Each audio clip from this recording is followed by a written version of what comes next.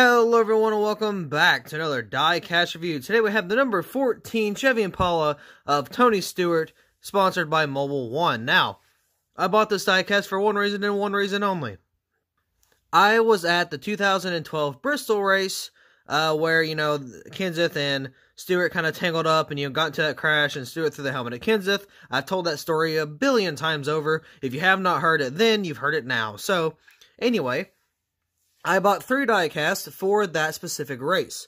I bought the Hamlin from that same race. I bought the 14 and the 17. I made the 14 and the 17 to do a crash custom, and then I made the 11 into a race win edition, so I could have it as a set, the winner, and then a crash, and stuff like that. And again, I wouldn't have done that unless, well, I don't know, maybe. If I didn't have that race in person, I definitely would not have made the Hamlin, but there would be a still possibility that I would have made the crash, because again, where I was there in person, I don't remember much.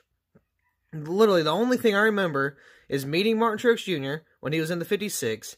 I remember the wreck happening because it was right in front of us on the front straightaway, or the front stretch, and then I remember Hamlin winning because of all the confetti.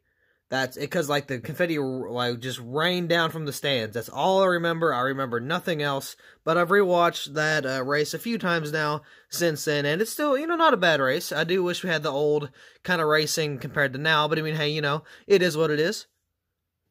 I don't know about you, but I am pretty excited to see the brand new body style coming up to the Cup Series in 2022, I believe. Yeah, in 2022, I believe they're going to be launching that to the track, so we'll see how that goes.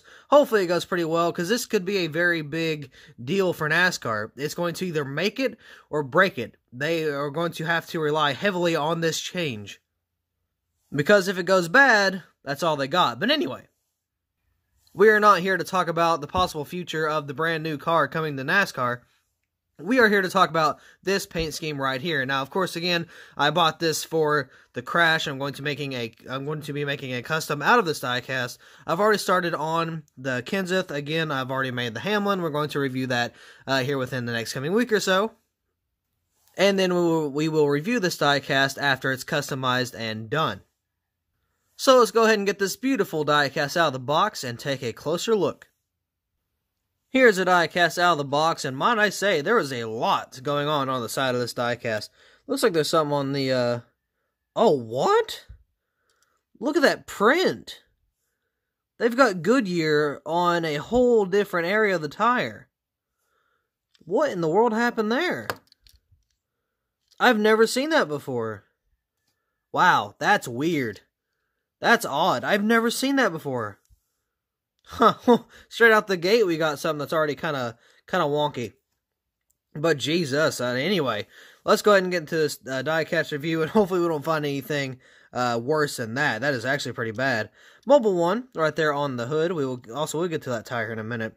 Got Mobile One on the hood. Got the Chevy bow tie right there below that. Got the white base, and you kind of got the black and the silver and the red on the outside, or gray, I guess you could say. Got the 14 right there on the roof. Got it covered in, or not covered, but you got it outlined in blue. Very, very nice shade of blue, though, I might add. Nothing on the windshields or anything, of course, because this is a 2012. Got Office Depot right there on the back deck lid. On the little spoiler here, just a little square or rectangle spoiler. And, it's black. Looks very nice. Got Mobile One. Got Stewart there. You got the 14. Got the Chevy bow tie there. This kind of reminds me of, I don't know if I want to say Kevin Harvick or Dale Earnhardt, like the kind of like the older schemes. I don't really know what I'm trying to say. It's a little hard to explain, but this does remind me of kind of back in the day when we had different drivers driving different schemes that had a very similar design. They had a kind of not a half and half, but it was something that kind of separated the bottom, but it'd be on this side it'd be something like that. I'm sure you guys know what I'm talking about, and if you don't, I don't know either. But anyway, on to the side here, we got Office Depot. Got all kinds of contingencies. Look at that. Oh Jesus, what is? Well, okay, I guess we got construction or something. It's like a oh, I don't know what that was, but anyway. Got Haas. I think that's Rush Truck Centers. It could be wrong. Oh, yeah. DuPont. Bosch. I don't know that little white one down there, and they got Mac Tools there. Let's see. On the C post, you got Mobile One, of course, and then going to the B post, I think that's Coca-Cola, Ritz, U.S. Army. Why can't I think of that? Bass Pro Shops, there we go, obviously. Quicken Loans there, got smoke right there for good old Tony Stewart himself. We got some pixelated decaling, but again, this is 2012, can't really expect much. Got the NASCAR race car logo there. Got NASCAR Sprint Cup Series, Autometer, Mechanics Wear, USG, DirecTV, Mobile One, Jags, Lincoln Welders, 3M, and Holly. Got a very nice and crisp Goodyear logo right there, very, very nice. And you can see with this paint scheme on the side, we got a whole lot going on. We got a bunch of swooshes and slashes and dashes and, I don't know, we got a lot of colors going on here. It does remind me of Ohio State, but that may or may not be because I'm from Ohio. Because, you know, you got the red, the black, the gray thrown in there, so that does remind me of Ohio.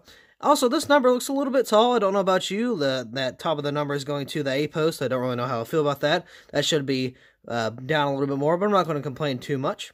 Going on to the front here, well, not the front, but the side.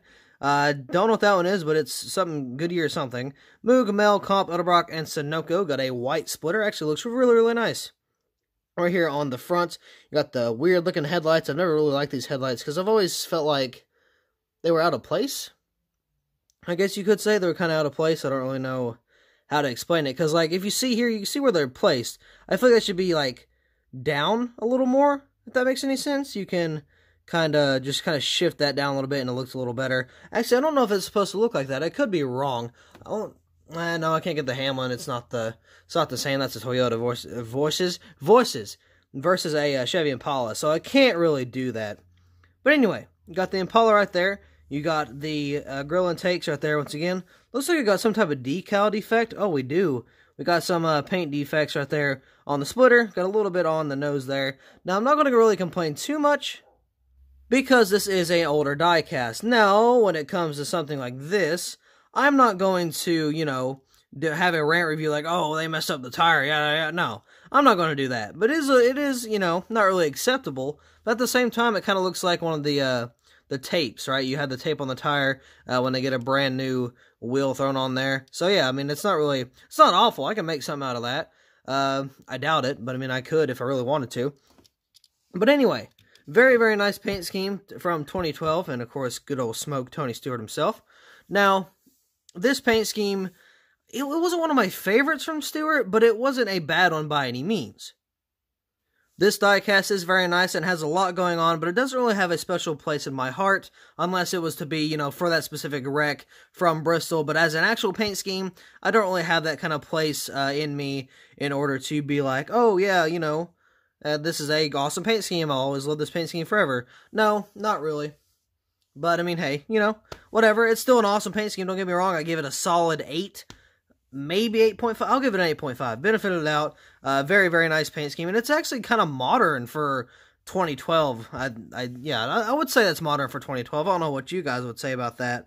But I mean, hey, again, very, very nice paint scheme. If you do not have this paint scheme and you are a Tony Stewart fan, I do recommend picking it up. I do believe I got this from 07 Racing Collectibles. I don't know if that's true. I think so. I think it was. But either way, fantastic diecast to get. Definitely if you're a, you know, an older type of guy, you know, like 2012, you know, back in the day like that. Or maybe if you're even a Stewart fan. Definitely, if you don't have this paint scheme, definitely one to get. But anyway, that is going to be all for this diecast review. So, thank you all so much for watching. I hope you all enjoyed, and I will see you in the next video.